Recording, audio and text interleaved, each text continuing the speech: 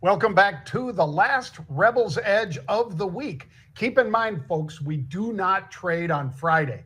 It's a holiday for the stock market, so all of your options expire today, not tomorrow, if you're trading options. And if you're trying to trade stocks or bonds or whatever, better get it done today, folks. We've got the Rebels Edge for you with a whole bunch of news on stocks, of course, some unusual activity, and some very interesting moves in sports. All that and more on today's Rebels Edge. Bang!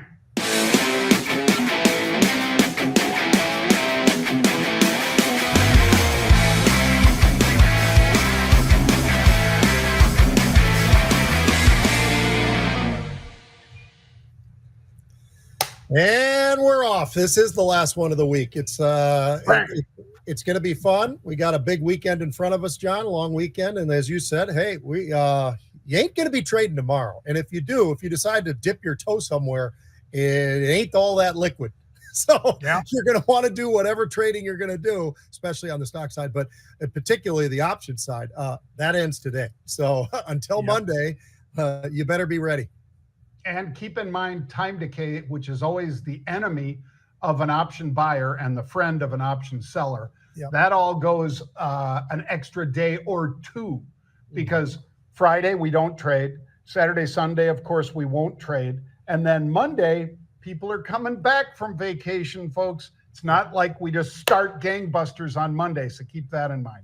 Yep. All right, Pete, U.S. economic data in the macro minute. It was released earlier today. Jobless claims fell unexpectedly by 9,000, 2-month low of 215,000. That will be my macro minute for today, Pete.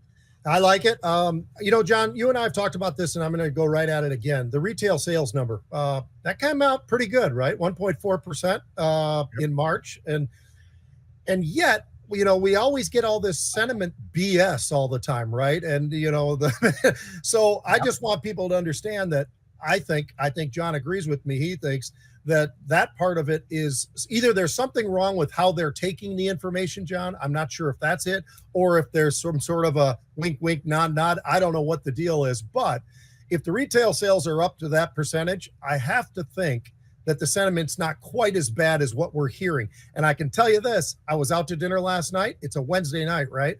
Packed, absolutely packed. And this is so, and that's happened to me time and time again, whether it's during the week or into the weekend or whatever. So they can tell us about this sentiment all they want. I think the reality is just give us the real numbers. And I think these retail sales numbers really sort of said it all. Yep. Up 4.6%, I think, year over year, Pete. Year over year, yeah. So it's not exactly like we're just dragging along. Yeah. We're actually doing okay. And by the way, there's a pretty significant turn today in gold. Pete and I talked about it yesterday. So I'm going to hit it on Fantastic Futures. Gold trading to the downside, Pete, by over 1% today, moving down. And crude oil moving up by over 3%. I think both of those, Pete, are speaking to the idea that maybe people are getting more comfortable because of Japan coming to the table to negotiate, because of Italy. Prime Minister just showed up at the White House. Yep. So I'm going to say, keep your eye on gold. We talked about how much those stocks are up, over 100%. Two of them that we talked about yesterday, year to date. Trees don't grow to the sky, folks. So might be a little time to put some insurance on or take some profits. Yeah, I totally agree with you, John. As a matter of fact, a great move that we are also seeing is, how about the fact in the last week, the VIX has dropped 24%. It was at a 45 high. Now it hit the 28s, and now we are trading right around 30, 31, somewhere in that little ballpark or whatever, down about 5% today. So I would say that the volatility, what was absolutely, obviously it was exploding. It was incredibly much more higher than it is right now. It gives you a little bit of more of an opportunity when you're looking at these options in the options world now too, because of that volatility that was pumped into them is now kind of coming out of them. And I think that there's going to be some great opportunities and probably give us even more volume, John. We've had some great volume, but there have also been some days where the volumes have kind of pulled back just a little bit, and it's a little strange. Volumes are starting to lift a little bit more now with this volatility kind of coming back out. Well, let's hit the story of the day, Pete, which is, for us, for you and me, it might be Hertz. And we'll tell you why in a minute, folks. But for a lot of you, UNH, the company that sadly had their CEO assassinated in New York City, prayers out to that family. They came out with some just horrific numbers, Pete, horrific numbers, and guidance beyond horrific. So is it any wonder that the stock's down as hard as it is? UNH is one of the biggest healthcare plays on earth, folks. UNH, United Health, they came up with a unique way of running their insurance and so forth. They missed expectations, and 23% drop. Is that justified, Pete? I would say, based upon how bad this earnings report was, it's probably justified to be down 20% or thereabouts. I mean, you look at the revenue, they missed by a couple of billion. They got 109 billion. They were looking for 111 billion. That's a problem. Their earnings, they missed on that as well. And then you look at the revised guidance that they're throwing out there, John. That's significant, I would say. So are they getting hit for the right reasons? Probably so. This is a huge decline. It's something that the insurance industry and the declines that they're seeing, Medicare issues, all of that, you put all that together. But then all of a sudden you look at the fundamental side and say, well, wait a minute now. This stock has gotten beaten for the right reasons. But it's getting pretty damn interesting for me, John, because of the fact that it is down 20 or 22%, whatever it is. It's got a 19 PE. They got a strong balance sheet. They've got $11.57 billion of free cash flow coming in. This is one of those that I think they're going to hang out down here for a long time? No. But this is definitely one where they've gotten beaten up for all the right reasons. I don't say that they're doing it for the wrong reasons, but that sometimes does create some opportunity. And I think that's what we're seeing right now. Yeah, the options volatility, folks, boop, to the upside. They basically erased a whole year's worth of movement, which includes, of course, sadly, that assassination of their CEO, which was a volatile event, obviously. But when you look back, they are now down 11% on the year-to-date numbers, Pete, but they were up strong. They were up from, in the January timeframe, they were, 507? They smash through that and go down to 449 right now. All right, Pete, and by the way, the volume's pretty incredible today. 17 million share turnover. That's a lot of people taking some pain today. Let's talk about what's going on in Lilly, Pete, because this stock soars after their weight loss pill results versus Ozempic's results come in pretty strong. And I think, Pete, there's still a lot of people out there, even though it's a really small delivery device, call it a syringe, it's very tiny. I have a lot of friends who have been on it, and they say you can't hardly even feel it when you stab yourself in the side with that little thing. But nonetheless, there's a lot of people who are probably reticent to use it because of that. And a pill that can do the same thing, well, that's why Lilly's up so big today, folks. Yeah, it's on a run. It's on a great run, John. You're talking about, the weight loss stuff and the GLP-1 pill. And obviously a lot of people, I think, even if it's not that painful, John, they just don't have the guts to maybe necessarily go in there and give themselves that jab that they're going to have to do, right? I mean, I think that's what it is. The pill doesn't work quite to the same level as far as the numbers versus numbers. It's a little bit lighter, but it's pretty damn close nonetheless. And people are losing weight there. And it is a diabetes thing and all of those positives that are there. The weight loss and so forth. I mean, it's interesting. And Lilly has been a stock all year, John, that's had these amazing runs over the last year. And I'm not just talking about year to date, but this is a stock that's had an absolutely incredible run. And today, another big run. It's amazing to see where they are. Is the PE a little bit stretched, a little bit high? Probably. But the excitement that people have for this pill versus the shot that Novo Nordisk has, I think it makes it a pretty daggone interesting storyline, and it has been for a while, but even more so with some of the numbers that they put up today. Well, now we get, Pete, to the really big story of the day. For some people, it was obviously because UNH is a Dow stock. We all understand that. So that's why the Dow's down. You don't need to look further, folks. But Hertz, which is not in the Dow or the NASDAQ, HTZ shares absolutely exploding to the upside today, Pete. And we had some unusual activity in here that has now yielded over 1,100% profit.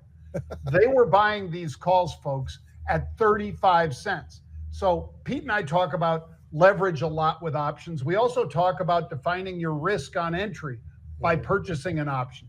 When you buy an option, it's a leveraged bet to either the upside or the downside, depending if it's a call or if it's a put. Well, in this case, Bill Ackerman getting in here and saying, yeah, I might have to take a nice $43 million stake in this one, which he announced. Well, it was up 56% the day that Bloomberg rumored that he did that. And today it was up another 50, and it's holding most of that gain, Pete. Yeah, it's absolutely incredible what's been happening with Hertz. Now, when you look at the fundamentals of Hertz, you say to yourself, what in the hell is Bill Ackerman seeing here? I don't know the answer to that, because when I look at those numbers, John, the cash burn is $875 million. Their debt is about $18 billion. You look at those numbers and you go, well, where is the good thing? There must be something really good. I don't know what it is, but Ackerman must see something, John, because I think he's bought more than 4%. He's really made a pretty substantial move in this one, put in a lot of money to this one. He's obviously been able to get that stock to move with the release that Bill Ackerman, is out there buying, right? And I look at this thing, it's up 102% year to date. Not such a bad number. I mean, 780 was the high of the day, but I don't know. Is that still the high of the day? I don't know. Nope. It's probably it's even higher now, Pete. I just saw it at $8.35 before we started the show. So again, what does that mean, folks? Well, that means that it's nearly the calls that were purchased, which were the $4.50 calls in May, are now intrinsically or in the money at that time. They were worth $3.85. Wow. Wow. You don't see that every day, man. No. And Pete and I are so disciplined, folks, that we would have been taking profits on the way up to here. But because it just exploded to the upside, we were able to reel in some nice profits from this one. Symbol is CAR, C-A-R. So check out both of those, and both of them with more unusual activity, right, Pete? Yep. Today, both of them. Hertz, again, there's a bit of a roll going on, somewhat of a roll in Hertz, and obviously Avis all of a sudden pops into play. Maybe, John, just maybe on sentiment alone about that industry. I don't really know, but somebody was pretty excited about that one for sure. Well, what about global payments, Pete? GPN, yeah. Because this is like a crazy daisy chain of trading. They're basically buying something and they're selling something, and some things that they're buying and selling are in the billions, because they decided that they're going to buy Worldpay. Worldpay is another payment system, sort of like global payments, as you get the idea from the names. And they're spending about $24 billion. FIS, which is Fidelity, is basically selling them $6.6 billion worth of Worldpay. And the rest is coming, I think, Pete, from GTCR. So they're spending an awful lot of money, and they're spinning out some other things, and the markets don't like it. Yeah, I think it's a huge bite, $24 billion. I mean, that is a monstrous bite. I can give you some positives, though, that I would take away from this. The free cash flow for these guys, John, is $3.3 billion. The PE sits right around 7. So fundamentally, you look over at global payments, you say, well, that looks pretty good. Yeah, and the answer is, yeah, it does. This is still a big bite, $24 billion. But the combination, here's what the combination really gives you. 94 billion transactions. 3.7 trillion in volume in 175 countries. That sort of opens things up to get pretty damn interesting. And when I read that, John, and I start seeing what this combination really could look like, yeah, keep selling it, guys, because I'm going to be hovering around looking into maybe trying to buy something, because I kind of like what that big chunk is going to look like as the combination of these two companies and multiple sellers and buyers of this whole thing. But 24 billion, I understand the hesitation, but I'll tell you what, John, I look at this thing and think, wow, these guys are going to have full command of this industry. And because of that, that's always a good thing. I actually would be keeping a very close eye on GPN. Well, monopolies are a good thing, Pete, if you can get away with them. But it's also $7 billion more than their market cap that they're spending. Yeah. So I've seen other companies over lever too much. Like Pete said, we got to watch it. I'm not buying on this dip. We got to watch it. And in the right set of circumstances, maybe we jump in and it might be a little lower than where it is right now. Yep. All right, let's take a look at what's going on, Pete, down in Tennessee, because we've talked about Nico, and Nico was a heck of a player. He did not have a great game against Ohio State, but he held out on spring ball. And if you've been watching us here, you know that he wanted more than the $2.4 million he was making. He wanted $4 million. And I think, Pete, maybe his dad, similar to Global Payments, took too big of a bite. Yeah. And let's listen to the video and see what this guy says. Nico Iamaleava, former Tennessee quarterback. He is in the Former. transfer portal. Yep. And all the reporting is now that there's no market for him. Now Tulane don't even want him. Buddy, Tulane doesn't even want him. Wave at the price you desire. It's not that they don't want him. They want him. They don't want him at the price. Right. End up being an ECU pirate. I think they have a quarterback. I'm just trying to be fair to the kid. It's the dad that doesn't seem to know what's They're going joking on. about East Carolina now, Pete. So the kid would never be on TV. I mean, if he doesn't get, an Ohio State, an Oregon, a Kansas State, or, an Oklahoma or whatever, this kid could disappear. He got it into his head. I'm with you. It's like 4, it's right? crazy. These quarterbacks, it's really gotten out of hand, John, with the quarterbacks, and in college and in the NFL. Let's be honest.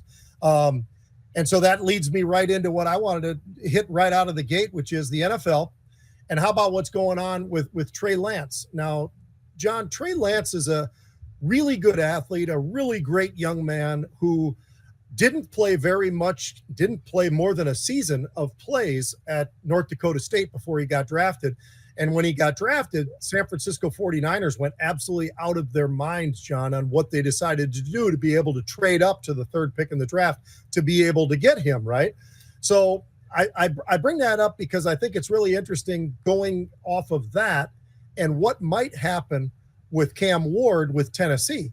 And if I'm Tennessee, which is what they've been doing, John, they've been sitting there not talking about trading it at all. They're saying, we're taking Cam Ward. Come get us if you want, but we're going to take Cam Ward. I think Cam Ward is by far the best quarterback in this draft.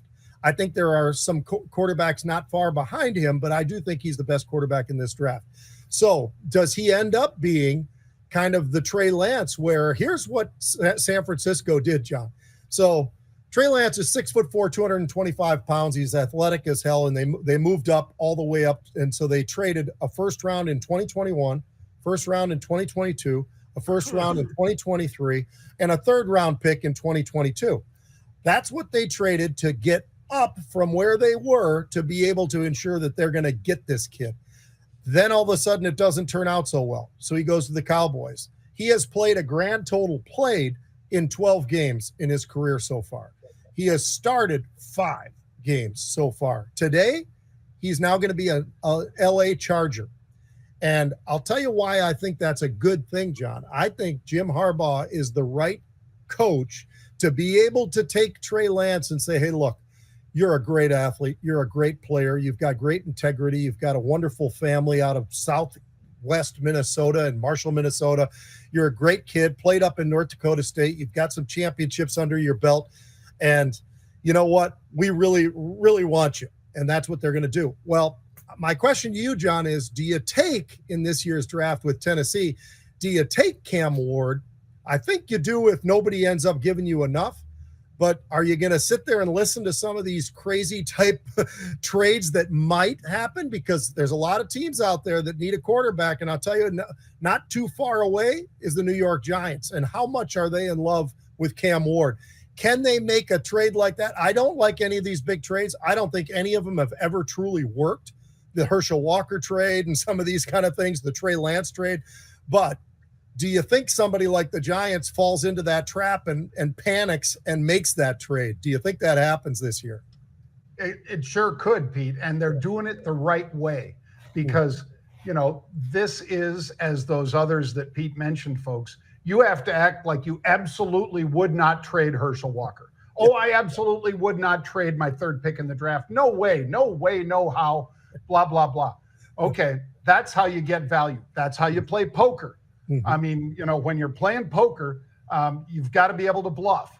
Mm-hmm. And apparently this Amy, who's the daughter of Bud Adams, Pete, and I know you know that name because he is was the owner still of the Houston Oilers. If you remember Earl Campbell and all the great players that came out of Houston, the Matthews brothers and so forth, Pete.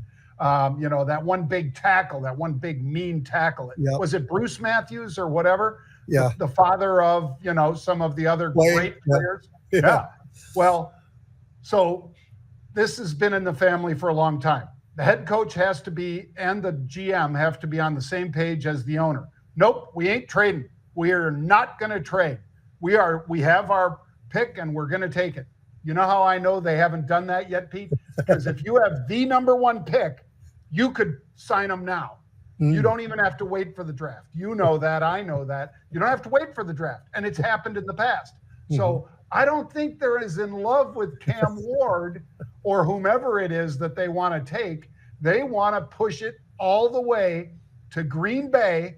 And on draft day, which will be happening in Lambeau Field, folks, on ESPN, when that's going on, I will bet, and I'm going to have to put this bet on Clashy, Pete, that they trade the pick. Yep. And that somebody finally, takes the bluff and says, okay, 2 number ones. I'll give you my number one this year. You trade down this many spots. I'll give you my number one next year. And then I'm also going to throw in this bag of balls. But I think that's going to happen, Pete. So keep an eye on it, folks. They're bluffing, but they're doing a great job of it by not saying anything but, yep, we're just taking them. We're taking them. We're taking them. But they haven't done it yet. I think the other side of the coin too, John, is I think Tennessee has so many holes that it would be really smart for them to basically play this game, but also make that trade because they have too many holes to fill. It's not just a team that all they need is a quarterback and they're ready to go. That's not who they are.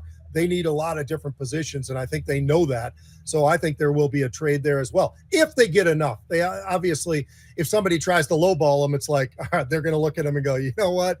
We're actually going to take them then. The hell with you. All right, next up, Major League Baseball, John. I wanted to bring this up because you and I this week have already been talking about Aaron Judge, which the guy's unbelievable. His just sheer size and what he means to Major League Baseball right now, I think is huge. And Shohei Ohtani, same story. Big, huge guy, extremely athletic. He hit a 448-foot home run yesterday. Not too bad. And then Judge decides, you know what? You're not the only guy who can do that. I'm going to hit my 7th home run of the year. So he piled right on top of it. John, Judge is playing out of his mind, by the way. I mean, his batting average is over 400. He's got 7 home runs. He's got 21 RBIs, and he's got 27 hits.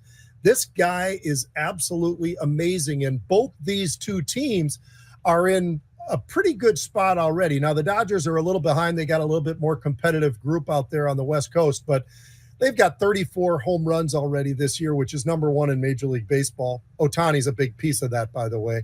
And then Yankees are sitting at number 2. They've got 33 home runs already this year.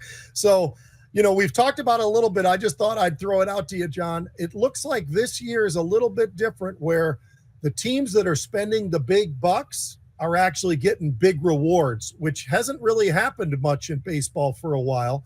And the Mets are still the highest paid. But when you look at what's going on with the Yankees and the Dodgers, it looks like that money's actually been worth the spend of what those teams have been able to do this year. And these two guys, I say it again, if they're anywhere near where you live and you want to go to a baseball game, you want to go see the Yankees, you want to go see the Dodgers. It's just a must. You might hate them, but damn, they're good. These two players are unreal. Yep, and they are worth the money. Yeah. And, one of the things that I think Pete and I would both say about baseball players, there's no such thing as load management. They play 162 games. Yeah. Now, does a player occasionally sit out? Yes, absolutely. But these guys, traveling as much as they do and playing double headers. When was the last time the NBA played a double header, Pete? Yeah. Never.